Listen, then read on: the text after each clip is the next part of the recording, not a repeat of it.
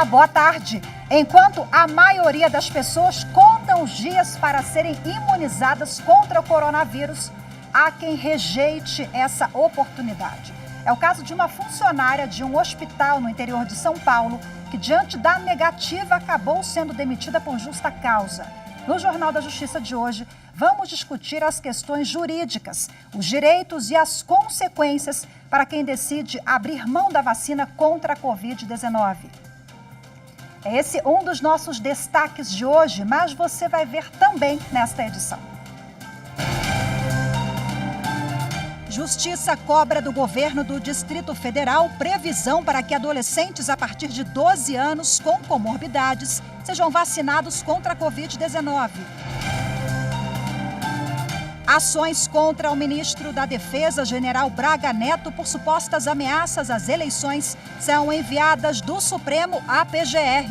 A Procuradoria-Geral da República deve avaliar se há indícios de crime e elementos que justifiquem a abertura de uma investigação formal contra o ministro. E ainda, ministro Alexandre de Moraes, do STF, define datas de audiência de instrução do deputado federal Daniel Silveira.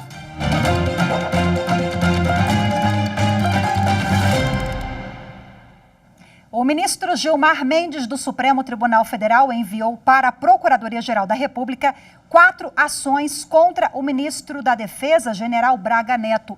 Ele é acusado de supostas ameaças às eleições de 2022. As ações contra Braga Neto foram apresentadas ao Supremo Tribunal Federal separadamente por 4 deputados federais. Há pedido de investigação por crime de responsabilidade por práticas de crimes previstos na Lei de Segurança Nacional e de abertura imediata de ação penal contra o ministro da Defesa. As medidas foram motivadas por reportagem do jornal O Estado de São Paulo. Segundo a publicação, Braga Neto teria enviado um recado por interlocutores ao presidente da Câmara Federal, Arthur Lira, com ameaças de medidas para impedir as eleições do ano que vem, caso o voto impresso não fosse aprovado no Congresso Nacional. Tanto o ministro da Defesa quanto o presidente da Câmara negam que essa ameaça tenha sido feita. A Procuradoria-Geral da República deve avaliar se há indícios de crime e elementos que justifiquem a abertura de uma investigação formal contra o ministro. A PGR pode pedir também o arquivamento das ações por falta de provas. O ministro Alexandre de Moraes, do Supremo Tribunal Federal, marcou para os dias 16 e 17 de agosto a audiência de instrução do deputado federal Daniel Silveira. A sessão será por videoconferência. Na audiência de instrução, o ministro Alexandre de Moraes vai ouvir 13 testemunhas, entre elas 8 parlamentares. O ministro negou o pedido da defesa para ouvir a deputada federal Bia Kicis como testemunha, porque o requerimento para incluir a parlamentar foi feito fora do prazo. A sala de audiência será montada nas dependências do Supremo Tribunal Federal.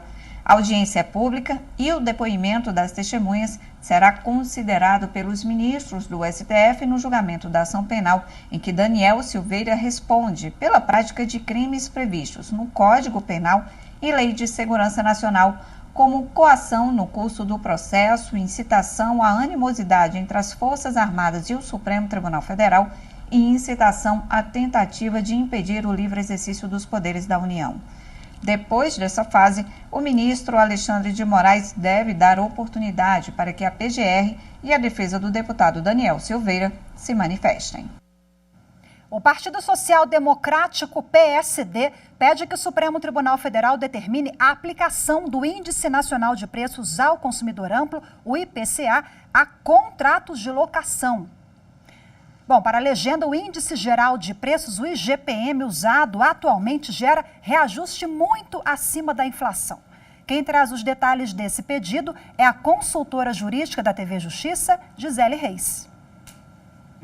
O principal argumento da legenda é que o IPCA é um índice que reflete a inflação no Brasil e permite a recomposição das perdas inflacionárias sem gerar enriquecimento sem causa dos locadores. O IGPM, ao contrário, gera instabilidade e desequilíbrio dos contratos de locação. O partido afirma que nos últimos 12 meses, o índice geral de preços acumulou uma alta de 32%, enquanto que o índice nacional de preços ao consumidor amplo acumulou alta de 5,2%. Com isso, os aluguéis sofreram reajustes bem superiores à inflação medida no mesmo período. A ação aponta que não há lei especificando qual índice deve ser aplicado aos contratos de locação residencial e não residencial. A aplicação do IGPM, que é calculado mensalmente pelo Instituto Brasileiro de Economia, se dá por ser uma prática comum no mercado imobiliário. Embora conste no processo um pedido de liminar para que, durante a vigência da crise econômica associada à pandemia do coronavírus, o reajuste das locações observe o IPCA e não o IGPM, o ministro Alexandre de Moraes preferiu aguardar as manifestações dos envolvidos e só depois enviar o processo para ser julgado pelo plenário do STF. O subprocurador-geral da República, Paulo Gonet Branco, será o novo vice-procurador-geral eleitoral. A indicação foi feita por Augusto Aras, que, além de ser o procurador-geral da República, também exerce a função de procurador-geral eleitoral. Ele vai suceder Renato Bril de Góes, que exerceu a função de março de 2020 até o início deste mês. Gonet vai substituir Augusto Aras sempre que necessário na atuação perante o Tribunal Superior Eleitoral. É do Procurador-Geral Eleitoral e do vice a atribuição de propor ações contra os candidatos aos cargos de presidente e vice-presidente da República.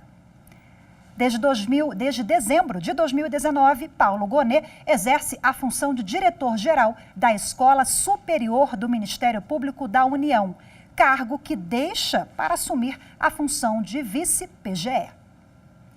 E você vai ver no próximo bloco. A gente vai conversar sobre as questões jurídicas que envolvem a decisão de não se vacinar contra a Covid-19.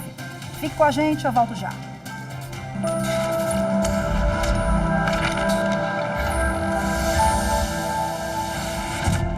Pode-se dizer com muita tranquilidade que a Constituição Federal de 88 revolucionou o direito do consumidor, matéria então pouco discutida pela doutrina e pela jurisprudência, um time da produção legislativa para um direito reconhecido como fundamental.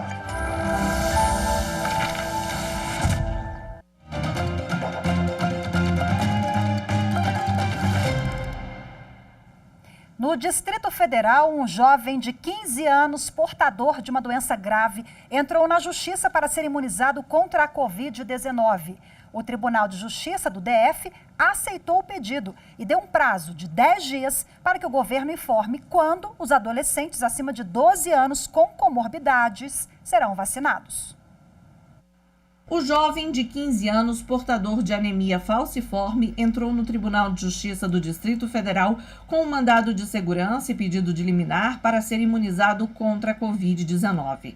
No pedido, ressaltou que estudos clínicos comprovam a eficácia da vacina em crianças e adolescentes e que no plano de imunização do governo do Distrito Federal há a previsão de incluir portadores de doenças graves a partir de 12 anos de idade. O rapaz detalhou ainda o histórico clínico dele, as internações e transfusões de sangue e os problemas de saúde que enfrenta decorrentes da anemia falciforme.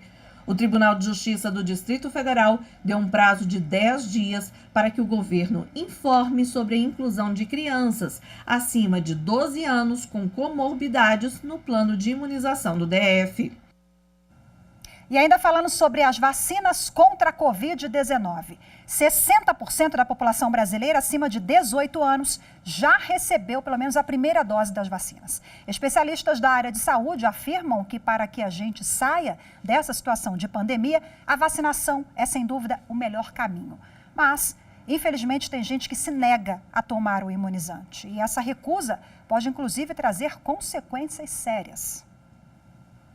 A volta à vida normal ainda é uma realidade distante. Segundo os infectologistas, dependem de uma série de cuidados, como o uso de máscaras, distanciamento e, principalmente, a vacina. Mas alguns brasileiros discordam da opinião de quem entende do assunto e insistem em questionar a obrigatoriedade da vacina contra a Covid-19. No ano passado, o Supremo Tribunal Federal teve de decidir mais de uma vez sobre o tema. Os ministros entenderam que não deve haver coação ou medidas invasivas para forçar a imunização contra a Covid-19, mas ela pode ser compulsória e as empresas e empregadores podem, inclusive, dispensar os empregados que se recusam a receber o imunizante. Foi o que aconteceu com uma auxiliar de limpeza de um hospital em São Caetano do Sul, em São Paulo. Ela foi demitida por justa causa porque não quis tomar a vacina contra a Covid-19. A trabalhadora não apresentou motivo médico para justificar a recusa, que contrariou os protocolos de segurança da empresa, que lida justamente com a saúde de outras pessoas. Os especialistas em saúde explicam que a vacina não impede a contaminação nem a transmissão da Covid-19, mas reduz muito essa possibilidade, porque diminui a quantidade de vírus no organismo. É super importante que todos entendam que a imunização, ela tem, além de proteger o indivíduo, ela também protege de forma coletiva, ou seja, a comunidade. A partir do momento em que a gente tiver uma porcentagem bem elevada da população com a primeira e com a segunda dose, o vírus ele diminui a circulação do vírus, ou seja, as pessoas diminuem a taxa de transmissão e, com isso, ele também muta menos, ou seja, sofre mutação. A ex-funcionária tentou na justiça reverter a demissão, mas o Tribunal Regional do Trabalho da 2ª Região em São Paulo negou o pedido. Os desembargadores destacaram o entendimento do STF e recomendação do Ministério Público do Trabalho, que considera falta grave a recusa injustificada em se vacinar. Segundo os magistrados, a empregadora deve proteger a saúde de todos os funcionários e pacientes do hospital, e essa proteção deve se sobrepor ao direito de uma única pessoa que se recusa a receber a vacina. Nesse ambiente de trabalho, eu tenho pessoas grávidas, eu tenho pessoas com comorbidades que são fatores de risco para o agravamento da Covid-19. Se eu tenho pessoas acima de 60 anos, mesmo imunizada, essas pessoas podem adquirir e agravar. Decisão essa do TRT de São Paulo que foi unânime, viu? Bom, para falar mais um pouquinho sobre esse assunto, eu converso agora ao vivo pela internet com a advogada trabalhista Camila Pezente de Abreu. Olá, Camila, seja bem-vinda. Muito obrigada pela sua participação. Boa tarde para você. Olá, Rafaela. Boa tarde. Camila, vimos na reportagem que realmente esse assunto, quando a gente coloca em xeque a questão da coletividade, esse direito coletivo se sobrepõe aos direitos individuais, é isso? É isso mesmo, Rafaela. A decisão é polêmica e acreditamos que ainda haverá várias discussões sobre o tema. O que se destaca nessa decisão é, de fato, a prevalência do direito coletivo sobre o direito individual.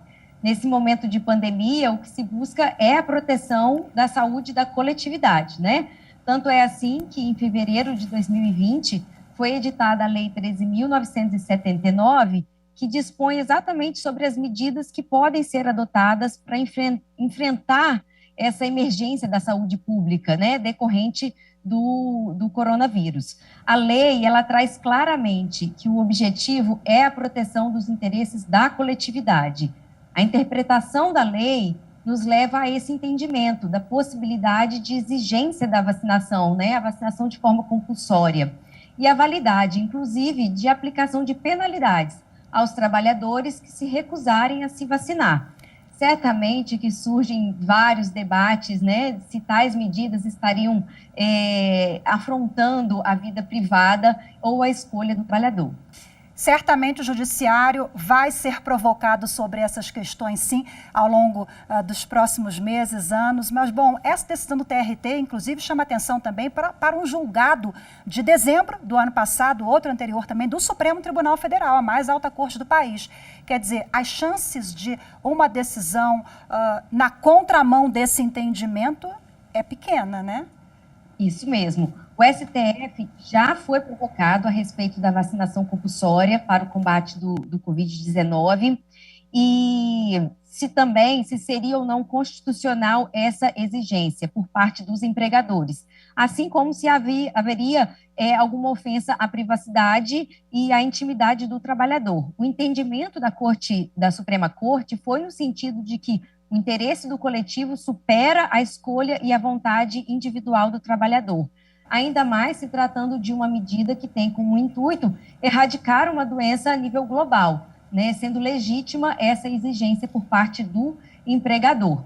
É claro que, mesmo com esse entendimento do STF, de obrigação da vacina pelo trabalhador, cada caso deve ser analisado individualmente. Se o trabalhador justificar clinicamente por que não pode tomar a vacina, por exemplo, porque agravaria uma doença de um estado delicado que ele possui, colocando em risco a sua vida, a recusa da vacinação ela não poderia ser um motivo de aplicação de uma penalidade ao contrato de trabalho, como é a demissão por justa causa. Né? Doutora Camila, falando sobre essas questões no que se refere às exigências da empresa, né? O trabalhador, se ele está num trabalho presencial, ele precisa seguir, sim, essas regras, né? E acho que quem está em home office também, independentemente, né, as exigências da empresa, está ali no contrato. Então, é bom deixar claro isso também, né? E na relação de emprego, as duas partes, empregador e empregado, eles têm obrigações. Cabe ao empregador adotar as medidas de segurança e medicina do trabalho. No caso da pandemia, a limpeza constante do ambiente de trabalho, o fornecimento de álcool em gel, máscara, a medição de temperatura, os afastamentos das mesas e várias outras medidas, né? Tudo com o objetivo de preservar a saúde do trabalhador. De igual modo, o trabalhador também tem obrigações a cumprir com as normas de segurança e medicina do trabalho. Desse modo, por ser uma vacinação comprovadamente um dos meios seguros e eficazes para o combate da pandemia, daí é que surge a obrigatoriedade, sendo passível de punição caso o empregado se recuse a adotar essa medida. Temos esse exemplo aí da justa causa com a trabalhadora que se negou a tomar vacina agora e as penalidades para a empresa que não cumprir as exigências, né? As medidas sanitárias, de distanciamento do funcionário, enfim, o que fazer, quais são as alternativas para esse trabalhador? Exato, a obrigação por ambas as partes, né? É importante destacar nessa decisão do TRT de São Paulo, que a aplicação da justa causa para auxiliar da limpeza de hospital, a empresa comprovou nos autos que ela orientou a trabalhadora sobre a importância da vacinação. Ela usou uma das punições previstas na legislação, inclusive a advertência, antes de chegar a essa medida extrema, que é a aplicação da demissão por justa causa. Mas a sua pergunta é ótima com relação também às obrigações do empregador. O empregador também sofre punições quando ele descumpre com as suas obrigações. O empregado que se sentir lesado pela falta de adoção de medidas preventivas contra o Covid, ele pode realizar uma denúncia na Superintendência Regional do Trabalho. E os fiscais do trabalho têm atuado incansavelmente na fiscalização das empresas, né, principalmente relacionada a esse cumprimento dessas obrigações, dessas medidas preventivas para o ambiente de trabalho. Ok, Camila Pezente, especialista em Direito do Trabalho, muito obrigada pela sua participação aqui conosco. Boa tarde para você. Boa tarde, Rafaela. E você vai ver no próximo bloco, homem condenado por furto de gado tem pedido de liberdade negado pelo STJ. Os detalhes, daqui a pouco eu volto já.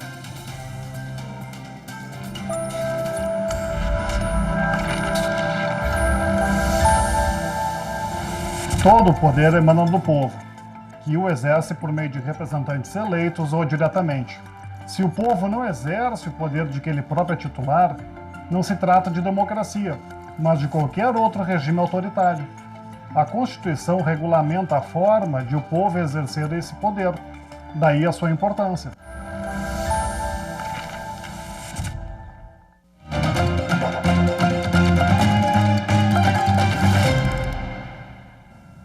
O Superior Tribunal de Justiça manteve a prisão preventiva de um homem condenado por furtar mais de 20 cabeças de gado de uma fazenda em Minas Gerais. O vice-presidente do STJ, ministro Jorge Mussi, no exercício da presidência, negou liminar em habeas corpus para revogar a prisão preventiva de um homem condenado pelo furto de 26 animais em uma fazenda no município mineiro de Estrela do Sul. O prejuízo ao proprietário do gado foi de R$ 52 mil. Em setembro do ano passado, o acusado foi preso preventivamente sob a acusação de ter invadido a fazenda durante a noite em conjunto com outros indivíduos e levado os animais. Segundo o Ministério Público de Minas Gerais, haveria comprovação de que o acusado e seus comparsas não identificados teriam uma estrutura organizada, estável e duradoura, com o objetivo de cometer crimes de furto, roubo e receptação de animais na região. Ele foi condenado a 7 anos, 9 meses e 10 dias de reclusão em regime inicial fechado e 34 dias multa por furto e coação contra uma das testemunhas do processo. O Tribunal de Justiça de Minas Gerais negou o direito de recorrer em liberdade. E no habeas corpus dirigido ao STJ, a defesa sustentou que a preventiva foi decretada inicialmente com base em circunstâncias totalmente diversas daquelas reconhecidas na sentença condenatória, a qual não indicou fatos novos para fundamentar a manutenção da prisão, o que demonstraria a ausência de contemporaneidade da medida. Mas o ministro Jorge Mussi não verificou ilegalidade nos fundamentos adotados pelo Tribunal Mineiro e ressaltou o risco para a sociedade, em razão da reincidência do acusado, que já tem condenação transitada em julgado por crimes de homicídio qualificado, ameaça e porte ilegal de arma. Além disso, como o pedido de liminar se confunde com o mérito do habeas corpus, o ministro considerou que a análise mais aprofundada das alegações da defesa deve ser feita pela 5ª turma. O Centro Judiciário de Solução de Conflitos e Cidadania Regional de Caxias do Sul, que abrange 13 comarcas da região da Serra Gaúcha, atingiu um percentual de 80% de acordos em pré-processos nos últimos 2 meses. Confira na reportagem de Paola Marcon. O serviço é oferecido pelo TJRS para todo o estado do Rio Grande do Sul. E na região da Serra, os resultados obtidos pelo Sejusc têm sido significativos. Essa taxa de 80% ela é muito mais significativa no pré-processo, justamente por conta dessa natureza, né, da questão do não aparelhamento das partes, as partes ainda não se mostraram. Ainda não mostraram suas armas, ainda não se armaram para o litígio, né? Então acho que daí é que se consegue extrair essa conclusão, né? O Sejusc atende a população em geral, recebendo demandas processuais e pré-processuais para o tratamento adequado do conflito, realizando uma triagem criteriosa para a aplicação das metodologias mais apropriadas, seja a conciliação, mediação civil, familiar e empresarial ou círculos restaurativos. O objetivo é solucionar as demandas dos cidadãos e apoiar o desenvolvimento de práticas que estimulem a pacificação social, alinhadas aos princípios que fundamentam a inserção das metodologias autocompositivas no Poder Judiciário. Além da fase processual, os trabalhos estão sendo desenvolvidos com processos judiciais. Um dos casos solucionados foi a dissolução de um contrato entre 2 empresas. O vínculo existia há 30 anos e, por e-mail, uma das partes rescindiu o documento que estava vigente até 2030. Também houve o pedido de indenização por danos morais. Os envolvidos realizaram 4 sessões de mediação e finalizaram o acordo com o pagamento de R$1 milhão. Se nós pegarmos dados dos processos judicializados, né, remetidos aos Sejuscs, né, nós vamos encontrar aí uma média de 15 a 20 a 25% de acordos obtidos nesse tipo de situação. E hoje tem mais uma edição do projeto SciTalks, que é um evento promovido periodicamente pela Secretaria de Altos Estudos, Pesquisa e Gestão da Informação do Supremo, para intercâmbio de experiências e produção de conhecimento. Desta vez, o convidado é o professor Luiz Guilherme Marinoni, que vai debater o alcance da jurisdição entre o Superior Tribunal de Justiça e o Supremo Tribunal Federal. Marinoni é autor do livro A Zona de Penumbra entre o STJ e o STF, que trata da sobreposição de funções das 2 cortes, especialmente no que diz respeito ao dever de interpretar a lei conforme a Constituição Federal. A mediação será feita por Paula Pessoa, que é assessora do gabinete da ministra Rosa Weber. O SciTalks começa às 5 horas da tarde. O encontro é aberto ao público e será transmitido pela plataforma Zoom. O link para o evento pode ser acessado na página do Supremo Tribunal Federal na internet no www.stf.jus.br, esse que aparece na sua tela. Hoje ficamos por aqui. Muito obrigada pela sua companhia. Uma excelente tarde para vocês e até amanhã. Tchau, tchau.